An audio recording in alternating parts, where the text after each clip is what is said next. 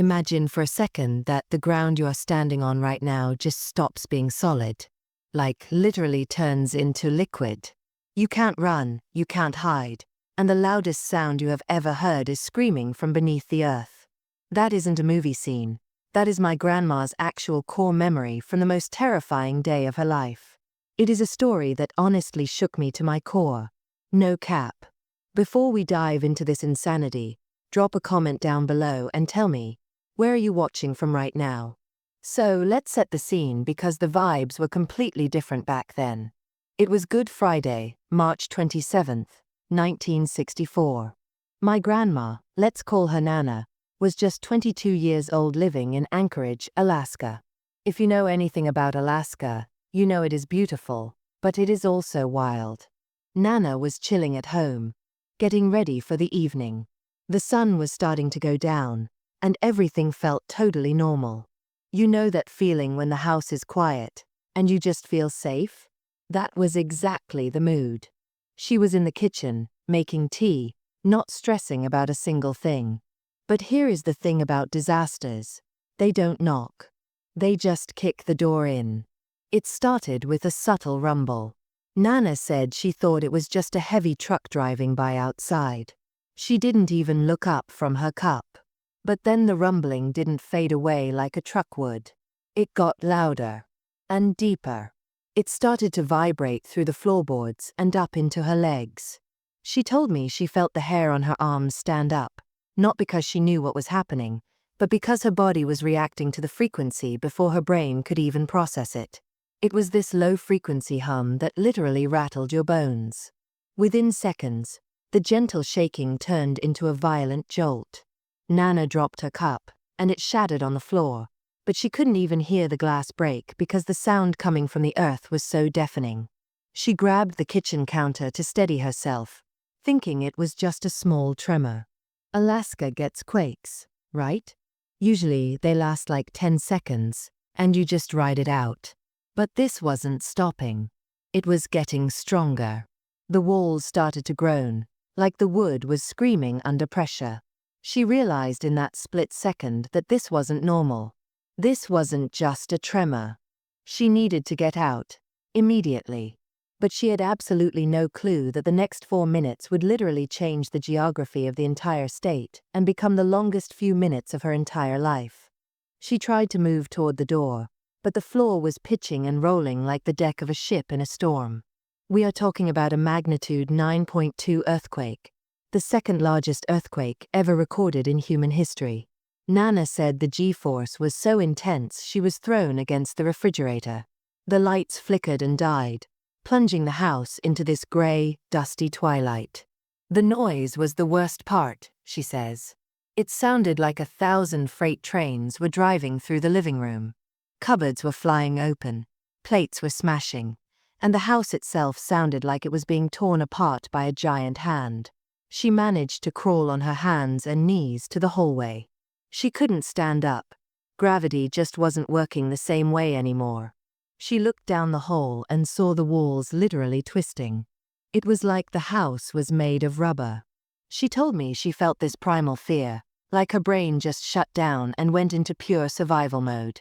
She finally made it to the front door, fumbling with the latch because her hands were shaking so bad. When she finally got the door open and fell out onto the snow, what she saw broke her brain. The street wasn't a street anymore. The asphalt was rippling. Literally rippling like waves on the ocean. Cars parked on the street were bouncing up and down. She saw her neighbor's chimney snap off and crash through their roof. The ground was opening up, creating these massive fissures that were swallowing up fences and trees. It was total chaos.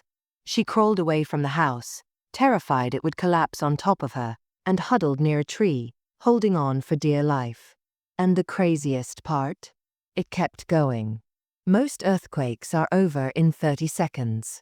This one lasted for 4.5 minutes. Do you know how long that is when you think you're about to die? It felt like an eternity. And just when she thought the universe couldn't throw anything else at her, she looked toward the city and realized the danger was just getting started. From where she was huddled on the ground, Nana could see the downtown area in the distance. Buildings were just crumbling. Facades were peeling off skyscrapers like they were made of wet paper.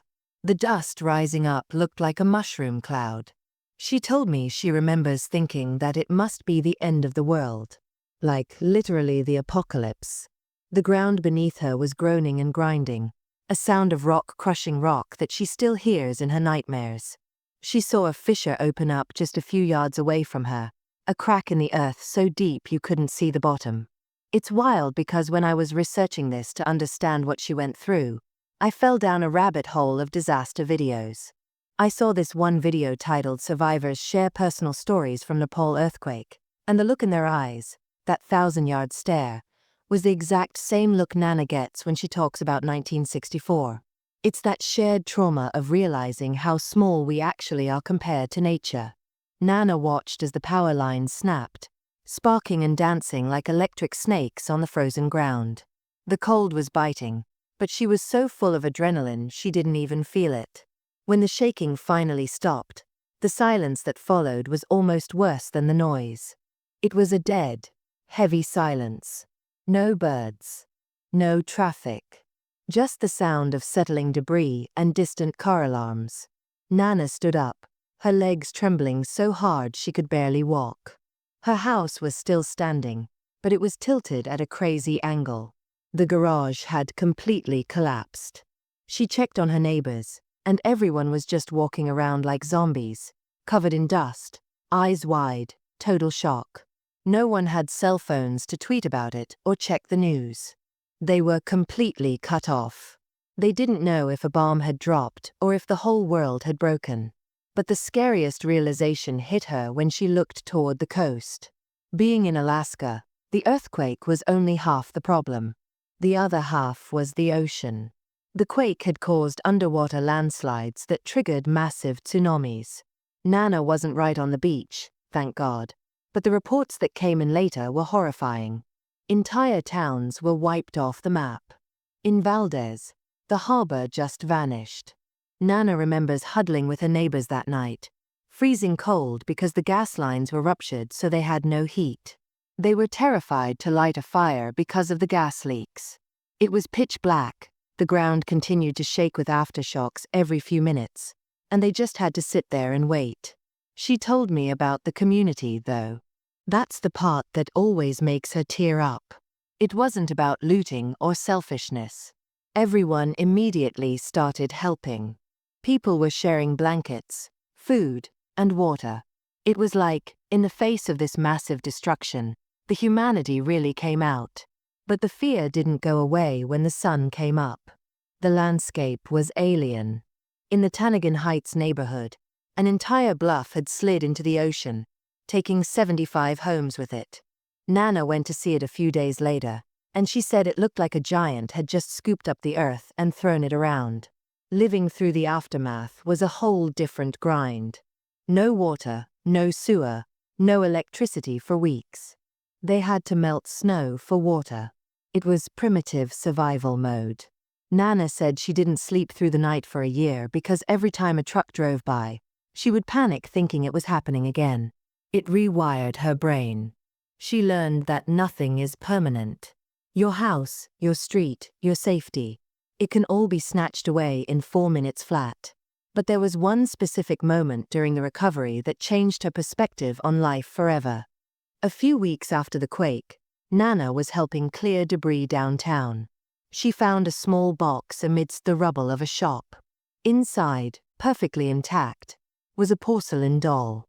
Everything around it was pulverized concrete and twisted metal, but this fragile little doll didn't have a scratch on it. She kept it.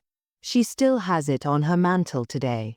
She told me that doll represents luck, resilience, and the randomness of life. Why did the massive steel beams twist like pretzels, but the porcelain survived? It's a mystery. Hearing her tell this story, it hits different. We stress about Wi-Fi speeds and social media likes, but Nana survived the earth trying to swallow her whole. It puts things into perspective. She always tells me, focus on the people, not the things. Because when the ground shakes, the things break, but the people are what you hold on to. That trauma shaped her generation in Alaska. They became tough, resilient, and incredibly close-knit. It's crazy to think that we walk around every day trusting the ground beneath our feet. Nana's story is a reminder that the Earth is alive, and sometimes it wakes up. It makes you wonder, if the big one hit today, right where you are, would you be ready? Would you know what to do? It's a scary thought, but a necessary one. Nana's experience is more than just a history lesson. It's a warning and a testament to the human spirit. We can survive almost anything if we stick together. That is the story of how my grandma survived the Great Alaska Earthquake. It is honestly mind-blowing to think about what they went through. If this story gave you chills, or if you have ever felt an earthquake yourself, hit that like button and let me know in the comments. I want to hear your stories. And seriously, if you want more true stories that delve into the past and uncover the reality of what our elders went through, make sure you subscribe to Older Says True. We are bringing you the real history, straight from the source. Stay safe, stay curious, and I'll catch you in the next one.